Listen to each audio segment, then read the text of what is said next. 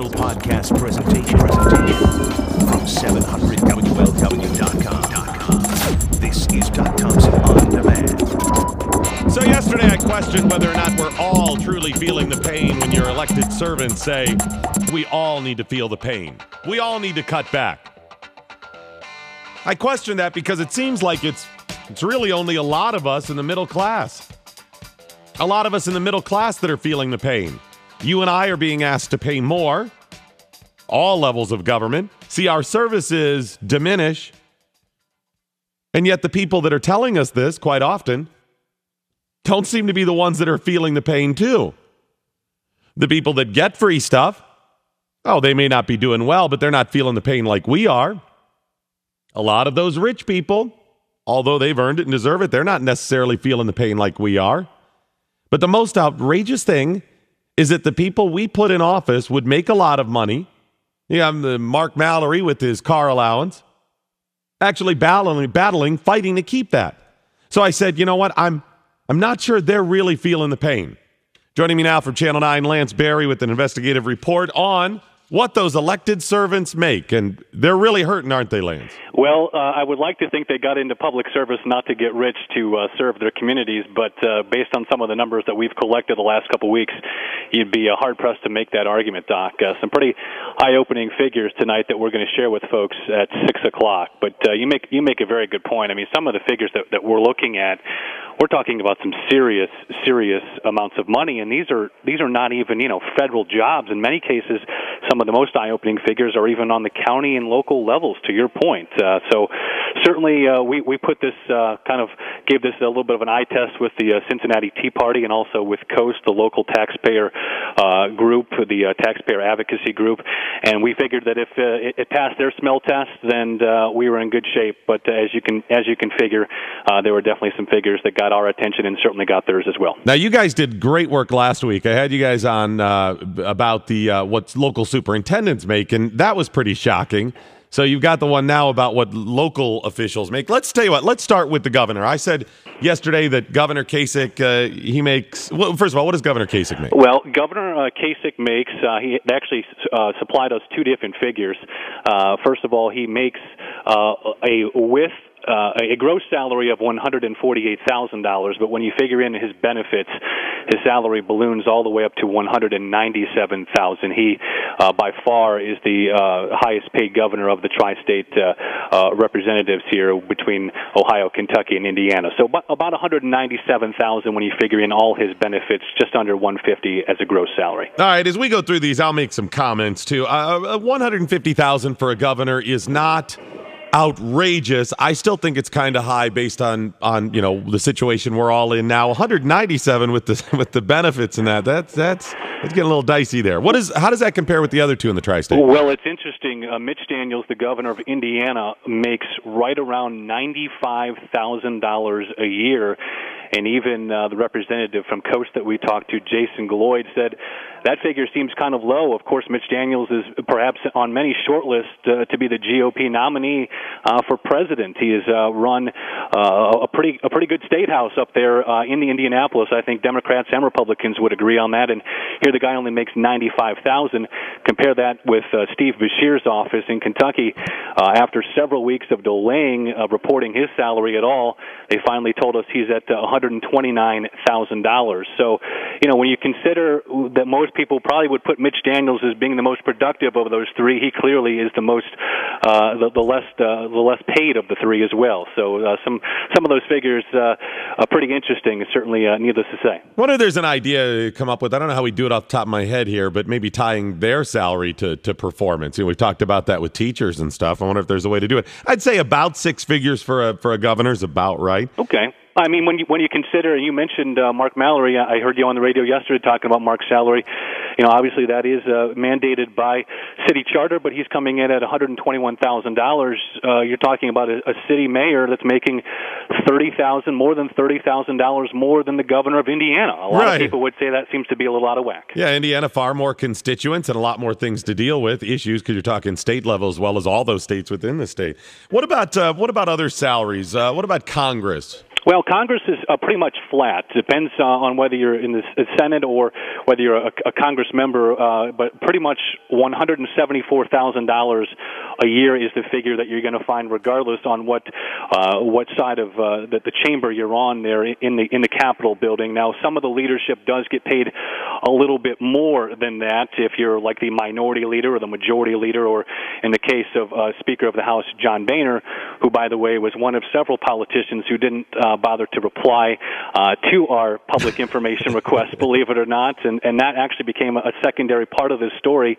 As much as we are reporting tonight on the figures, and certainly we have dozens of these salaries, you're going to be shocked at the amount of people who just ignored it. Apparently, they didn't bother replying back to our public information request, which certainly got our attention as well. Yeah, well, I would say absolutely. Get back to the people. I mean, they have whole staffs, and that's my next point. In addition to their $174,000 a year salary for base people, not including the leadership in the House and Senate, they also have entire staffs that they pay millions of dollars in salary. There's certain parameters, I know, based on how many staff members they can have, and they have a total amount they can spend for their offices, but they basically set the salary for people in their offices, so they get that budget. They get other allowance, franking privileges. I know in the Senate, they actually have an organization, a group of guys in the basement that build the furniture for the Senate. I mean, there's a lot of spending there. Well, I would love to say that we got all that information on perks. I would, I've certainly gotten some feedback already on the story. It's been up for a few days now on WCPO.com, and a lot of people are saying, well, what about the perks? And, we had enough trouble even getting this very basic information on salaries, let alone perks, because as we all know, some of those perks can be very lucrative, as you point out, and also very hidden. They just do not hand over some of this information very easily. You mentioned a couple other figures that are just absolutely mind-boggling. There is a county coroner here locally who makes $115,000 a year. Now, his resume is very impressive. His, credentials are absolutely top-notch, but he's making $115,000 as the coroner.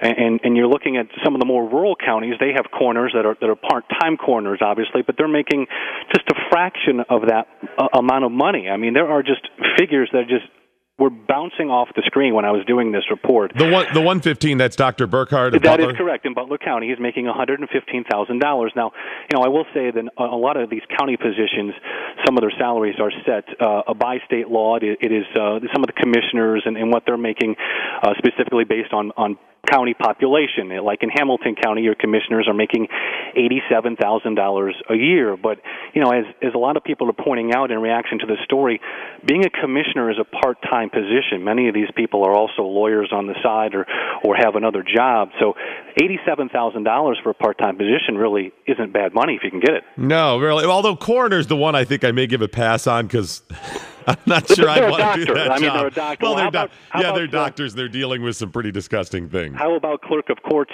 Patty Clancy in Hamilton County? She's making over $100,000 a year. Seems a little inflated to me seeing Mitch Daniels making $95,000. Well, she would say, and a lot of other people I'm sure would say, she's basically the CEO of a small company down there, and she's running the operation, and it's a very involved process, the court system in Hamilton County. And I'm not taking anything away from her. She certainly is doing a fine job. But, yeah, I think you're right. There are a lot of people who are going to say $100,000 for the clerk of courts. That's another figure that certainly caught our attention. It's really interesting, though, is the disparity, though, because you've got the coroner for Hamilton County making about $71,000 a year, Butler County $115,000. Yeah, that's correct. And I was also kind of a little bit surprised by that. Now, I was told that Hamilton County's coroner is fairly new on the job with Dr. Odell Owens moving on to Cincinnati State. I wasn't exactly clear on whether, because he had not been on the job very long, whether that was influencing, his particular salary. Right. But certainly that $115,000 in Butler County, I believe, in fact, I can tell you definitively, he is far and away the highest paid Butler County public official. I would say, listen, who's probably getting the most activity as far as a coroner and the most invested? I would think probably Hamilton County over Butler County. That's not a job that I would want. No. To your point, I think he's making every penny count there. Yeah. Another thing too here, real quick. There's a jailer in northern Kentucky. Now, a jailer is different than the sheriff. The jailer is just responsible for the jail. In northern Kentucky, we're going to introduce you to him tonight. He's making more than $100,000 a year just to run the jail. That's another one. That seems high. I think a lot of people would agree with you. I mean, that's a lot of money.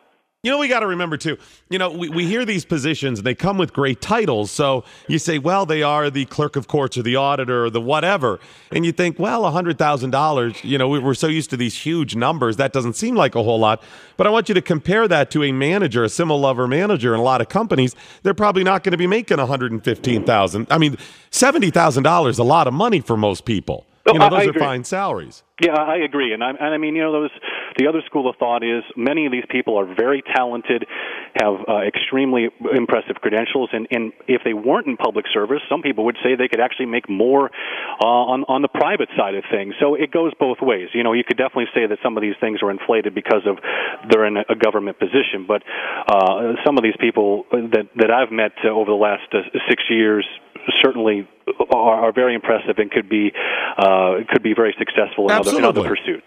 Yeah, I mean, it's not attacking the individual people. A lot of them have great credentials. They're smart people. They're probably hard workers as well. We're just in a situation now where we have to look at this stuff because we don't have money. I mean, across the board, municipality after municipality, state level, federal, we're broke. And as you start saying, okay, let's go after police officers and firefighters and teachers and everything else, and they're asking all of us to pay more and have less services, we've got to look at all of these things. So we need to say whether or not we think $115,000 for a coroner is reasonable or not. And maybe people think they are, Lance. Well, and I don't disagree with what you're saying. And I think what really stuck out at me in collecting all this information was, as much as it was the figures, it was one of the representatives I spoke to here locally who had some comment on the story called it almost arrogance that some people just didn't find it important enough to even tell the taxpayers what they're making. Yeah. And as we point out in the story, here we are as a media organization. We did everything. We sent the certified mail. We can prove the letters were delivered. And if they don't respond to us as a media organization, what chance is that 95-year-old woman who has concerns over Social Security, or that 23-year-old college student who's concerned about student loans, what chance do they have with their elected officials to get that information that they're seeking if we can't even get the most basic public information data collected from them? It was a little bit a little bit upsetting. You are absolutely right. That is a powerful statement, because you and I have, at our fingers the contact number for a lot of these people, the email addresses where other people would have to search it out. It's the average person. Usually they pay attention to the media a little bit more. And if they're not responding to you and I, well, how are they going to respond to everybody else? It is probably not a coincidence that in most cases, the times where we were ignored or basically brushed aside was on the federal level. And, I spoke to a representative of the Cincinnati Tea Party, the founder, Mike Wilson, and he basically says the higher up people go in the food chain in the government, the more disconnected they are from their constituents. And based on what we found with some of these, representatives just ignoring us, you'd be hard-pressed to say anything different than that. It just seemed that they were clueless about their constituents back home, and the need to divulge the most basic information. We were not asking for the UFO files here, Doc. These are pretty basic numbers that they should have at their fingertips, and some of them weren't giving them up, as you're going to see tonight. Lance Berry from Channel 9 with investigative piece, what our local elected servants are making. That's at 6 o'clock? It's at 6 o'clock tonight on Channel 9. We already have the full preview up on the website at WCPO.com. It's already generating a lot of buzz. I just actually ran into Mayor Mark Mallory down at City Hall yesterday, and he was already talking about it, which is a good sign considering it's not airing until tonight. That's a real good sign. How did your last one do about superintendents? That was actually my colleague, Brendan Keefe, here at Channel 9. That was very, very well received. And certainly we've done some pretty good investigations several months ago. Speaking of Mayor Mallory, I was able to shed some light on the number of trips that he was taking both domestically and overseas. Just recently I did another piece on the Hamilton County Auditor's Office and the lack of inspections for some of their consumer inspections. So we're doing a lot of great work over here at Channel 9, and people can see the most recent story coming up tonight at 6 o'clock. Well, I appreciate you having me on. Absolutely. You keep me posted, and we'll get the information out to the people. I would expect a lot of reaction after tonight, Doc. I'll keep you posted. Thank you so much. Lance Berry from Channel 9 with investigative piece. So are these salaries inflated or not? Or do they seem about right? Your call's coming up, 700 WL. Fiscal responsibility is at the core of my being, especially when it comes to the way governments ought to operate. fiscal responsibility. And I talk about inflated salaries and overspending and mismanagement of money all the time. So this one is yours. What do you think? What do you think about salaries? Talked about teachers and firefighters and cops over the last, few months because of SB 5. We talked about what superintendents make, but what about your other elected servants? Are those salaries inflated? Are those too high? Are they about right? Are they underpaid? I want your calls. 513-749-7000, 800, the big one. You can also do pound 700 on AT&T. I'm going to open it up. What are your thoughts? You hear my thoughts all the time. What do you think about the salaries that Lance laid out? Too high, too low, about right? I just want to make sure you take everything into consideration. Their education and experience, a comparable salary in the private sector, the lack of money in government right now, the lack of funding. Take everything into consideration, and you give me your opinion. George in Hamilton. I vote for way overpriced. Who's kidding who here? I mean, come on, Doc. These people, all they do is every few years, we need more money, and people have voted it in, and all they've done is put it to their bottom line, and now the people are out of money because they're being laid off in droves, and now they're saying, hey, our tax base is down, so therefore we need more money to keep our salaries where they're at. They're not willing to take a cut. There's something else to take into consideration, their performance as well. So let me ask you this, George. Just let's use Governor Kasich. He makes just under $150,000 as a base salary. What should the governor of Ohio be paid as a base salary? Forget about all the perks and everything else for a minute. I don't have a problem with the governor of the state of Ohio making $150,000. Would that be your ceiling, about your ceiling? Yes, with benefits and everything. Okay, benefits and everything. All right, because his base is about $150 right now. With the other stuff, they're talking just under $200. I would say base salary, and we don't know all of the perks. I mean, right, for everybody.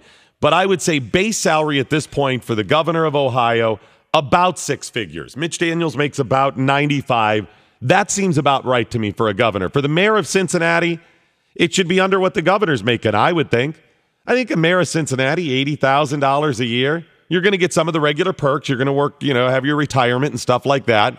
I would be less upset about him having a car allowance if he's using it for official business, if he only made $80,000 a year.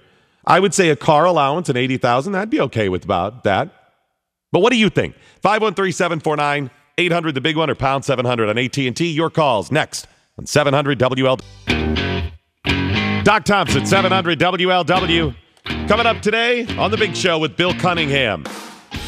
Willie has on John Tamney at 2:06 from Real Clear Markets. That's coming up at 2:06 today on 700 WLW. So what are your thoughts? What should we pay our elected servants? Give me somebody, a position, and what their salary should be. The governor, congressman, what should they make?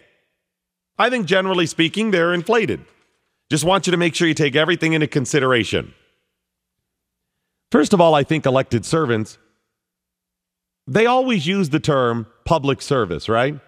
They love when they're on the stump, when they get on the radio here and they say, I am a public servant, I'm serving the people. Well, if you're serving the people, why are you making hundreds of thousands of dollars a year? Is that serving the people, or is that serving your own pocketbook? I have no problem with people getting paid or wanting to make money, but don't snow me on that. You're serving yourself. You may think you're serving the people as well. Maybe it's dual, but you are still serving yourself.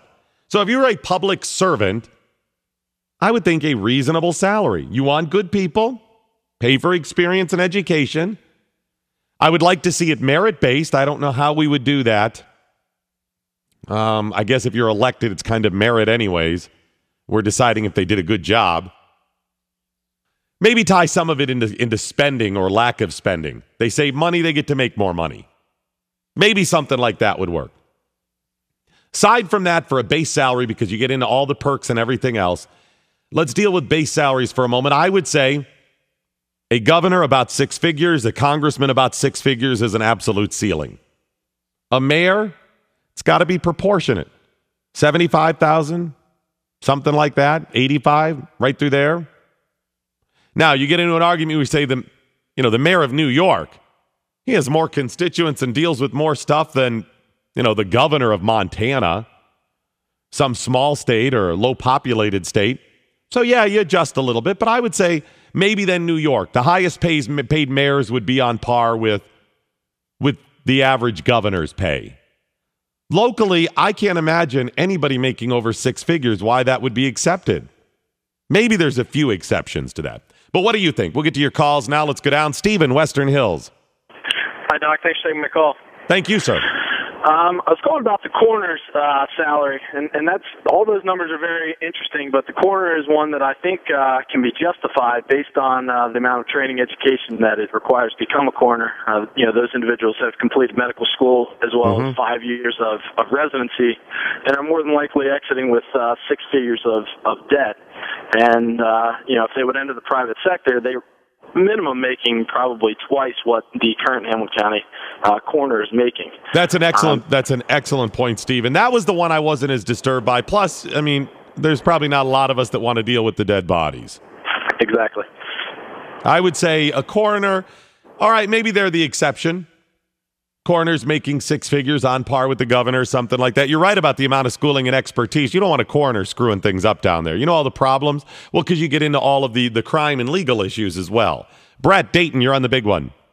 Hey, Doc, I like just to mention that, the perks that come to people that work for the government, I think they go all the way from the top to the bottom. I did a job for a guy out in Kettering the other day, and he was bragging about he had 60 paid sick leave, or 60 paid sick days that he had to back him up. And he took a day off, and he was bragging about all the perks, about how he plows his neighbors' driveways and how he goes up and down his street. And, I just think that because it's not their money, they do what they want to with it, and nobody is there to, authorize or to, look it over and make sure that none of this is going on. Well, I think what you've gotten to is I'll look the other way, you look the other way. In other words, if you're a government worker, often you're going to support those people who continue to look the other way when it comes to your job. And if you're using things for your own benefit, or if you're maybe overpaid or getting too many perks, they look the other way, as long as you keep electing them. I think there's a lot of that. You look the other way, I'll look the other way. Charlie, Indianapolis, how are you? Oh, good morning, Doc. I'm doing well up here. I got to tell you, Mitch Daniels only making $95,000 a year by comparison. That's pretty cool. Well, yeah, that's part of the reason why I'm calling, too, because, if you're going to be a public servant, why not base your pay on the amount of public service that you do? So if, particularly with the debt load that we have right now all over the country, if you manage to cut the budget, say you cut the budget by 20%, the public servants get a proportion of that money that they cut. That way, it keep everything from going up, and they'd be able to actually get paid from the amount of money they would save, and that would give them more incentive to save money. I think the argument would be, well, then if they keep cutting and cutting and cutting, then we'd have services and things would go wrong. But I think you got a point, because then they just wouldn't get elected. In other words, the balance would be if they continued to cut to save money in order to make things run as efficiently as possible with as little money and little spending as possible. Eventually, they start cutting into bone and services and stuff that people like. And what happens? Then people don't reelect them. So it would be a little bit of a balance. Maybe you have an idea there. Well, boy, the phones are just juiced, lit up like crazy. Let's go to Sharon and Mason. You're on the big one. Hey, Doc, how are you today? I'm doing fine. What do you think about the salaries of our elected servants? I think they're overbloated. I think they're ridiculous. I think how many of these people would run for office if they said, okay, you're going to be paid $50,000 to be an elected official? How many of those people would step up and do that? None, because it's about the money. We are just throwing the money at these people, and they're just laughing to the bank, and we're all suffering. Now, here's the interesting part, Sharon. I agree. I think part of what you're saying is absolutely true. It's not just the salary and the perks that we think about. The retirement, a lot of them do it for this, gold-plated retirement they get. But one of the other things, Sharon, that people get, they get notoriety. Fame also equals money. So the higher up the food chain you go, listen, when the president's done, he writes his memoirs, somebody offers him before they're done, $10 million to write them. You get congressmen who write books. They get to go on radio shows like this to talk about the issues, but then they say, oh, by the way, buy my book.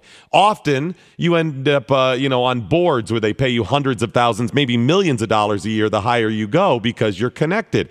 So in addition to all of this, we pay to create their image and their fame.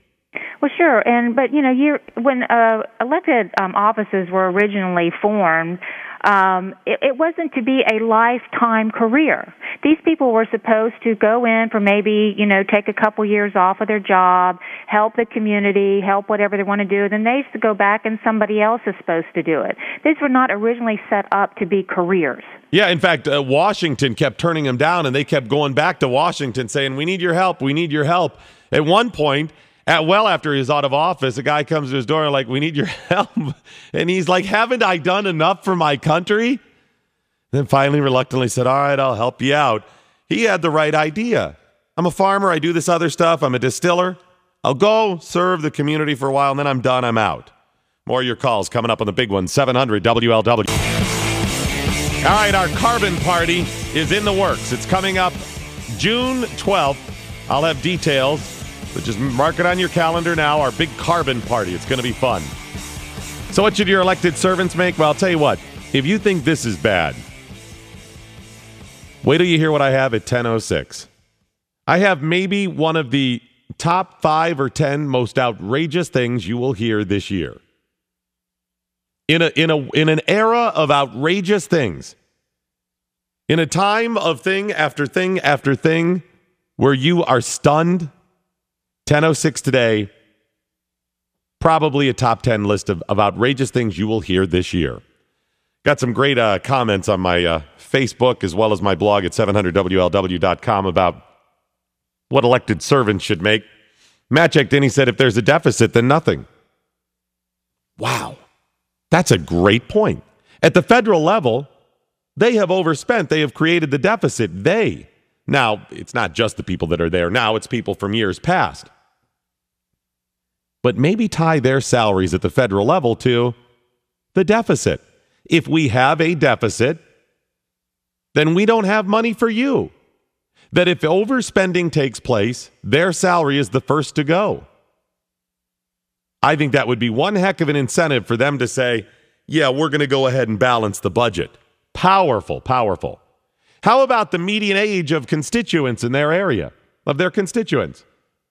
And somebody suggest a mayor should make the lowest amount that a police officer makes. They should make about what the lowest police officer makes in their city or county or town. Great points, all great points. Shouldn't they be about average? Well, you want good people in there. But if it really is about public service, you would theoretically get good people who feel compelled, drawn to do the good thing. Maybe you get some people that's already made a bunch of money in the private sector, saying, I'll go and do this for a while, and I'll go back and make some money. Excellent points. I'll take them all at 700WLW.com. We're going to get an update from local schools and what they're paying coming up next. 700WLW. Doc Thompson, 700WLW in Delhi. Scott, you're on the air. Hi, Doc. How you doing? I always go by you get what you pay for. And I think when you compare the salaries of some of these public figures you're talking about to the private sector officials or CEOs who, let's say, are in charge of, the same number of employees, the same amount of money, size of, their responsibilities, I think they're far underpaid. And I think that is why we see such an inferior, type of person running for public office. So if we paid him more, we'd probably be in better shape. Maybe. I mean, I just don't think that most people are willing to sacrifice, that much. Especially the really good people, the apt people, don't run for public office because it's simply not worth it. I understand your point about getting paid for, but if you are a public servant, as they say, I would think that you would do your part. I would think you'd get good people to do it. Rich Hoffman joins me now from No Lakota Levy. I want to get an update on what happened this week. And look, no step increases. Everything's great in Lakota. Yeah, no step increases. They're about a year and a half too late on that. They've already increased. Right, all those increases that were dire a year and a half ago, 2 years ago, have already taken place and have pushed the budget up over what the community is paying. And at first, when I heard the news, I was like, "Oh, that's great! It sounds like a step in the right direction," which it is. I mean, that's the kind of discussion they have to have. But then I realized all they're really agreeing to is to not take money that we haven't even given them yet. So the step increases are eliminated based on seniority, but they're still there if a teacher says, I took some extra classes and reached a goal with my education. Yeah, exactly. They still get if they get a master's during the time that this is all taking place, they still qualify for pay based on that. And what's not taking place is any of these discussions of, do we need teachers with master's degrees to teach second and third grade? No. And those kinds of things aren't even being close to being talked about. You don't need any of that stuff. Most parents can teach their kids through an elementary school level at home and do quite well at that, even if they are not educated themselves. You don't need master's degrees. I'd argue you probably don't even need bachelor's degrees for the first couple of years. Oh, we know tests prove that there's homeschool moms that are teaching their kids at their kitchen tables, and especially at the lower, at the early education levels, second, third, fourth grade, that when they enter public school, they're way ahead in reading and way ahead in math because of the personal habit. It has nothing to do with a master's degree. It has to do with whether the student's comfortable with the person teaching it and that kind of thing. And the job they do and whether or not the teacher cares. Real quick, though, the numbers I saw released from that meeting said teachers were making in the high 50s, but I thought it was more than that. It is. What they did is they used old data, last year's data. It was 59,000. Way back when we first started talking about this, back in August of 2010, that was the number they floated out there. So that was old data. It's now over $63,000. It was $62,000 about 2 months ago. Now it's $63,000 because those step increases have pushed more and more teachers out of the range. I like what they're doing. I like the fact that they're talking about it, but they have to also talk about putting some more cookies back in the cookie jar because there's just not enough to go around. All right, well, it's a step in the right direction, but they still have some more work to do. And, of course, they're still making – is that the average, the $63,000? Or yes. That's the average is $63,000. That has continued to go up just in the last couple of years by $5,000-$6,000. That's a pretty big jump when most people are being cut. Yeah, it goes right along with what you've been talking about all hour with all these public officials. Is half the teachers at Lakota, if there's 1,200 teachers that are employees, half of them are making over $65,000 a year. And that's you see it at every public service level. They just can't seem to regulate themselves on how much money they get. And that's base salary. That's not perks, time off. That's not the huge retirement that most people get. Yeah, and that's why we have to have this discussion. Wow. Well, thank you so much for the update. Keep me posted on anything else that's going on with Lakota. I mean, all the school districts are basically in the same boat.